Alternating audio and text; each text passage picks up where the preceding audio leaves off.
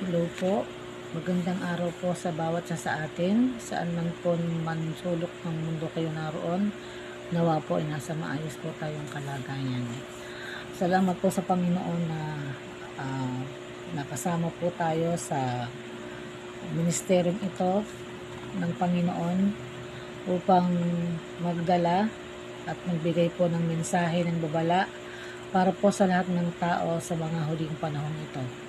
Kaya diyan lamang po kayo at samahan niyo po kami na maipabatid po sa inyo kung paano po nabuo po ang page na ito ng Fiery Boys Watchmen. Aking pong bahagi ay na nasa logo ay ang 7 mangkok ng puot ng Diyos na matatagpuan po natin sa aklat po ng Pahayag chapter 16. Ito po ay babanggitin ko lamang po ng maikli ang bawat nilalaman po ng mangkok ng puot ng Diyos. Ang una po ay ang puot ng Diyos na napagkakaroon po ng mahahapdi at masakit at nakapandidiring sugat po ang mga tao. Ito po yung unang puot ng Panginoon o mangkok ng puot ng Diyos. Pangalawa po ay magiging parang dugo ang patay na tao o magiging parang dugo ng patay na tao ang dagat. Yan po ang pangalawang nakalagay po sa mangkok ng salot ng Diyos. Ang pangatlo po, ang mga ilog at bukal ay magiging dugo rin. Pang-apat po ay masusunog sa matinding init ng araw ang mga tao sapagkat bibigyan po ng Diyos ng kapangyarihan ng araw na sumunog po sa mga tao. Panglima ay magdidilim po sa buong kalupaan anupat lalong lalagana po ang kapangyarihan ng kadiliman. Pang-anim po, natuyo po ang mga ilog at nagkaroon po ng landas para sa mga hari, the great men of the earth. At sila po ay naghahanda para po sa labanan or sa Battle of Armageddon. Magkakaroon po ng digmaan, labanan sa mga darating pong panahon at ito po ay malapit na. Ang pangpito po at panghuling puot ng Diyos nang ito po ibuhos sa himpapawid, umidlat, umulog at lumindol ng napakalakas. At ang lindol na ito ay ito yung pinakamalakas na lindol na nangyari sa buong sangkatauhan. Yan po ang mga puot ng Diyos na daranasin po ng mga aayaw po sa paghahari ng Panginoon.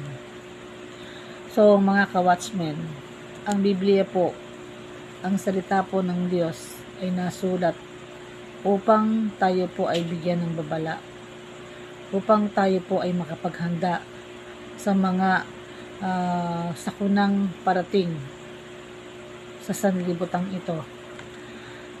Kaya ini-encourage ko po ang bawat isa na lumapit sa Panginoon, magsisi sa kanyang mga kasalanan at manumbalik po sa ating Diyos. Hallelujah. Upang hindi po natin maranasan ang mga puot ng Diyos na nakalaan po sa mga taong hindi po kay kilala sa Kanya. Mahal na mahal po tayo ng Panginoon at ayaw niya po na tayong kung Kanyang mga nilikha ay mapahamak po sa apoy ng impyerno. Sapagkat sinasabi po ng Marcos chapter 1 verse 15 na dumating na ang takdang panahon at malapit na ang paghahari ng Diyos. Pagsisihan niyo talikdan ang inyong mga kasalanan at maniwala kayo sa mabuting balitang ito. Kaya nga po mga ka-watchmen, Kaya nga po, mga minamahal kong kapatid, come and see the vision of God. Upang tayo po ay hindi po kasamang maparusahan at maibuhos ang mga mangkok ng salot o mga mangkok ng puot ng Diyos na ito.